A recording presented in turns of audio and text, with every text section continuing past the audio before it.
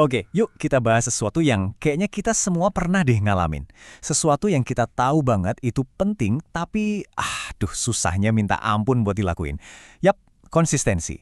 Ini bukan soal resolusi tahun baru yang heboh atau awal yang gemilang, tapi soal pertarungan sunyi yang terjadi setelah semua kemeriahan itu selesai. Hari ke-6. Cuma dua kata, tapi kayaknya kita semua langsung klik ya, tahu rasanya gimana. Mungkin ini hari ke-6 kamu di gym, hari ke-6 belajar bahasa baru, atau hari ke-6 dari janji apapun yang kamu buat untuk diri sendiri. Dan bener aja, di hari ke-6 inilah perasaan itu muncul. Rasa, wah, awal yang baru itu udah mulai pudar, api semangat yang di hari pertama meledak-ledak, sekarang kok rasanya cuma angat-angat kuku aja. Semuanya jadi terasa biasa. Nah, di momen inilah kita berdiri di persimpangan jalan yang sesungguhnya. Yang tersisa sekarang tuh cuma sebuah pilihan. Pilihan yang kelihatannya simpel tapi nentuin banget. Mau bertahan dengan komitmen kita, atau ya udah balik lagi ke zona nyaman yang biasa. Yuk kita sebut aja momen krusial ini sebagai hari ke-6.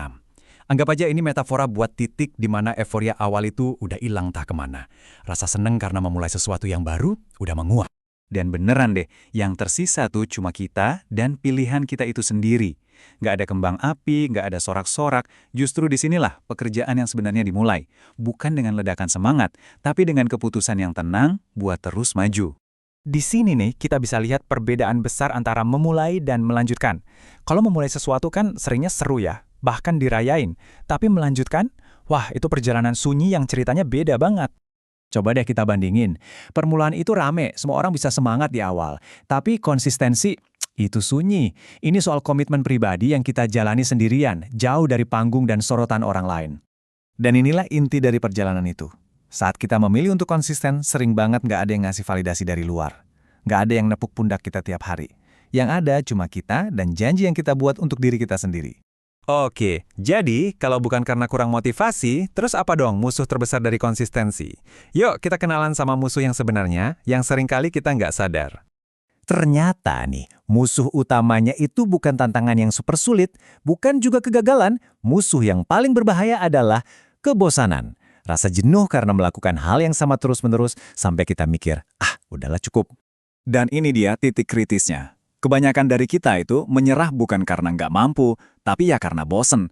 Rutinitas yang tadinya baru dan menarik, sekarang rasanya jadi kayak beban. Disinilah cengkraman kita pada komitmen itu seringkali mulai kendor. Sekarang kita masuk ke inti dari konsistensi, yaitu ujian yang sesungguhnya. Ujian yang sama sekali nggak kelihatan sama mata orang lain.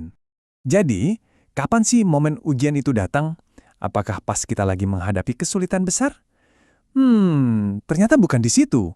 Ujian konsistensi itu justru datang pas nggak ada yang ngawasin.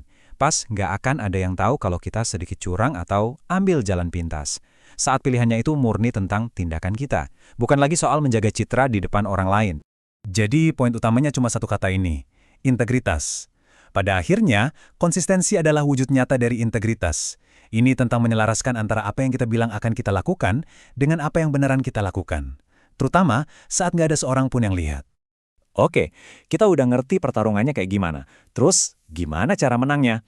Jawabannya ternyata lebih simpel dari yang kita bayangkan loh. Coba deh ingat 3 aturan sederhana ini. Pertama, nggak harus banyak porsinya. Kedua, hasilnya nggak harus sempurna setiap saat. Tapi yang ketiga, dan ini yang paling penting adalah harus terus-menerus. Inilah kunci untuk membangun momentum yang nggak bisa dihentikan. Nah, ini dia intinya. Jangan pernah sekalipun meremehkan kekuatan dari langkah-langkah kecil yang konsisten. Karena justru dari kebiasaan-kebiasaan kecil yang nggak pernah berhenti inilah, transformasi besar dalam hidup kita akan lahir. Kita sudah sampai di bagian penentuan. Jadi, apa kesimpulan dari semua ini? Apa sih arti kuat yang sebenarnya dalam pertarungan konsistensi ini? Yuk kita jawab pertanyaan pamungkasnya. Siapa sih orang yang pada akhirnya akan berhasil? Siapa yang akan melihat hasil dari semua usahanya? Jawabannya mungkin agak di luar dugaan ya. Pemenangnya itu bukan orang yang semangatnya paling membara di hari pertama. Bukan juga yang punya talenta paling besar saat memulai. Pemenangnya adalah dia yang meskipun semangatnya naik turun, meskipun bosen, meskipun nggak ada yang nontonin, memilih untuk terus berjalan. Satu langkah demi satu langkah sampai akhir.